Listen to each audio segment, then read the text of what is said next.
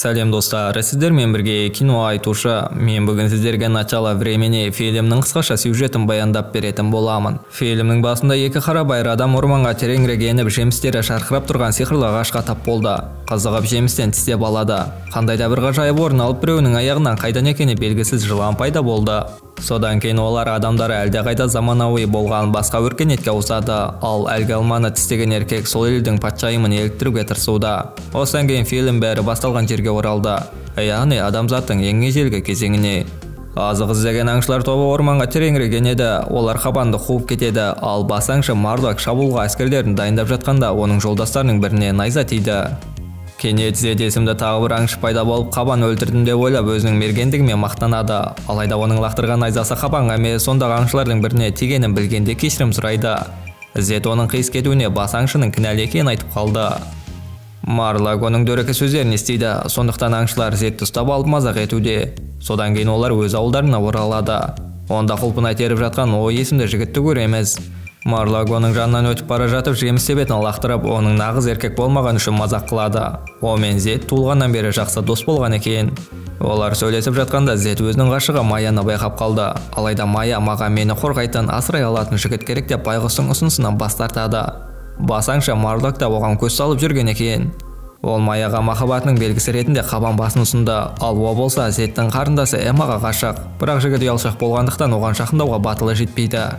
Осы кезде ауыл тұрғындарының бірі Зедтің тесігінің артында төбелесіп, оның ашуын келтірді. Жеке сәтсіздіктерінен кейін екеуі орманда серуендеп қайтайын деп шешті. Олар шарқыраған жемістері бар ағашқа жетті. Бұл жемісті жеуге тыйым салынған. Дегенмен Зед оны жемек ойы бар. Неге жеу тыйым салынған екен деп. Оны тоқтатуға тырысады, бірақ жемісті жегесін ақылды болып, Маямен кездесуге мүмкіндігін болады деген Зед бәрібір тістеп алды. Кенет Зед өзін ақылды сезінген айтады, бірақ ғылымға қатысты қарапайым сұрақтарға да жауап бере алмайды. Дәл осы кезде оның аяғын орап алған жылан ол екеуін қатты үрейлендірді. Не істерін білмей, не істеу керектігін сұрайды, бірақ Зедтің жауаптары пайдасыз. Мен жемісті жеткілікті жемедім деген Зед алманы тоқтаусыз жей бастайды. Кешке қарай ауыл тұрғындары беймерекесін өткізді. Эмманы таңғалдыруға тырысып, ыңғайсыз бейбедей бастайды. Ол да орнынан тұрып мен билейді. Бірақ неге екені белгісіз жігіт оның басынан ұрып жіберді. Мынауың таза жынды ғой деген қыз оған жауап беріп, ол жерден кетіп қалады. Осы кезде тұрғындар Зедтің тыйым салынған жемісті жегенін көргенін айтып берді. Ашуланған Марлок Зедті ауылдан қуып жібереді. Зед өлудің азақ алдында қалған. Пайда болып Марлокты нокаутқа түсіреді. Осыдан кейін екеуі қашып кетеді, бүкіл ауылды әбігерге түсіріп. Әлемді тегіс деп санайды, сондықтан олар тауға жеткенде өздерінің құлап кететіндеріне сенімді. Бірақ Зед басқаша ойлайды. Келесі күні өзінің қателескен ұғынды, өйткені олар таудың ар жағында жердің бар екенін көреді. Зед тыйым салынған жемісті жегендіктен бұл туралы алдын ала білген деп ойлап қалды. Біраз жүргеннен кейін олар далада жайылып жүрген бір табан сиырды кездестіреді. Ал Зед олардың біреуін тамақ үшін өлтіруді шешті. Ол сиырға қарай ұмтылған, алайда оны кері лақтырып жіберді. Көп ұзамай екі ағайынды Қабыл мен Әбіл пайда болып, өздерінің екіншілер екенін және сиырлардың өздеріне тиесілі екенін айтады. Алайда екеуі өздігінен дауласа бастады. Ақырында Қабыл Әбілді таспен байқаусызда өлтіріп қояды. Мен Зед оның қылмысының куәгері болғандықтан Қабыл оларды үйіне шақырады. Келіспесек ол өлтіріп тастаймы деп қорыққан олар оның үйіне баруға мәжбүр. Сол күні кешке Зед пен Қабылдың отбасымен кешкі ас ішті. Отбасының үлкен мүшесі Адам Әбілдің қайда екенін сұрайды, ал үшеуі оны күні бойы көрмедік деп өтірік айтады. Кейін Адам Зедке әдемі қызбен ұйықтауға мүмкіндік береді. Ал лас жігітпен түнеуге мәжбүр. Зед ақыры өзің сұлу қызбен ұйықтайтынына қуанышты, бірақ өкінішке орай қызды тек басқа қыздар қызықтырады екен. Ал лас жігіт үнемі кедергі келтіріп, оның ұйықтауына кедергі болады. Келесі күні таңертең Адам мен кейбір диқандар жоғалған ұлын іздеуге егіске шықты. Ақырында олар Әбілдің мәйітін тауып алып, бұл Қабылдың ісі деген ойға келді. Алайда бұл уақытта үштік ауылдан қашып үлгерген. Олар базарда Марлокты, Маяны және Эмманы байлаулы күйі тауып алып, қатты таңғалды. Сөйтсе олар ауылды өртеп жібергеннен кейін басқа тайпа мүшелері оларға күтпеген жерден шабуылдап, барлығын тұтқынға алған екен. Оларды құлдыққа сатып жіберу үшін. Оларды босатуға шешім қабылдаған Зед қыздардың ақысын төлемекші болған. Бірақ ақшасы жоқтығына мұны істей алмайды. Сол кезде Қабыл араласып олардың барлығын босатуға көмектесетінін мәлімдейді, бірақ соңында ол керісінше олардың өзін сатып жіберді.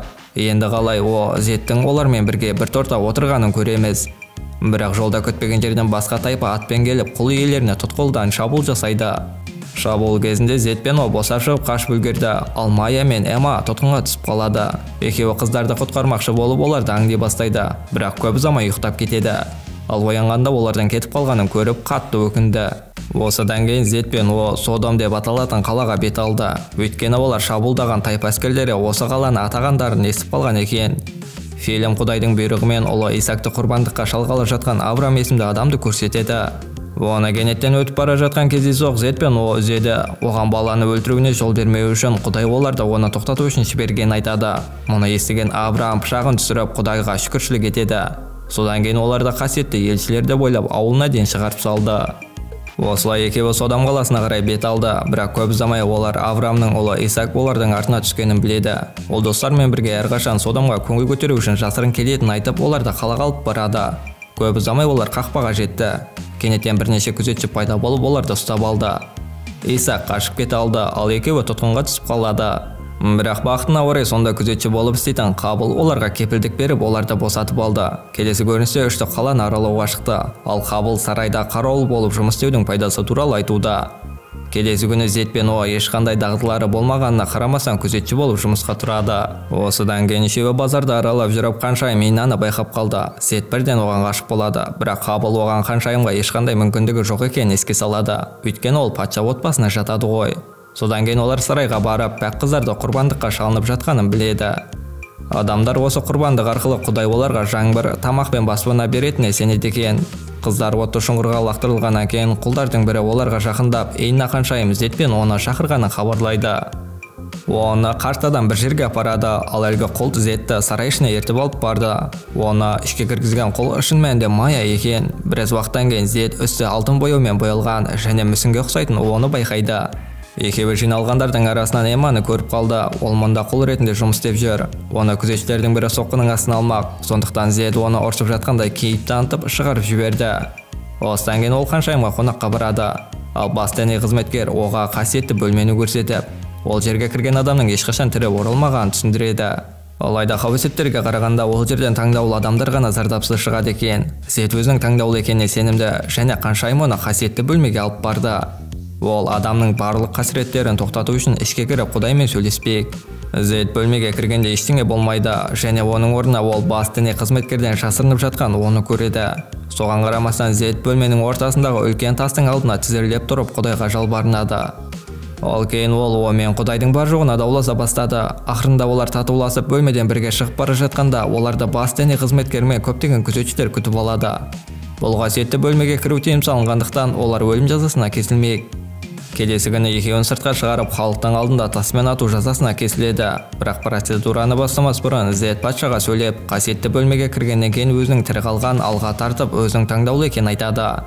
Нәтижесінде сондағы адамдардың бәрі Зедке қол шапалақтай бастайды. Патша да оның сөзіне сеніп өлім жазасынан бас тартты. Бірақ оларды азат етудің орнына құл ретінде қалдыруды шешеді. Түстен кейін олар Құдайға тағы бір пәк қызды құрбандыққа шалу керек. Бір қызығы құрбандыққа патша өзінің қызы Иннаны қаншайымды таңдайды. Өйткені ол оның шағымдарынан әбден шаршаған екен. Құрбандыққа келесі кезекте Эмма мен Майя тұр. Зед бұны білгенде құрылыс алаңын бұзып тастайды. Осы кезде Авраам, Исак және олардың жасақтары пайда болып оларға қарсы шабуыл жасайды. Халық та кек ала бастады. Ал кейбір күзетшілер патшаға опасыздық жасап, оны өлтіріп, тәжде тартып алды. Осы уақытта О Эмманы құтқарып қалып, ақыры оған өз сезімін мойындайды. Зед көптеген күзетшілермен арпалысып, Майяны отты шұңғырға құлаудан құтқарып қалды. Біраз уақыттан кейін төбелес тоқтап, көпшілік Зедті таңдаулы деп есептеп, оны құрметтей бастайды.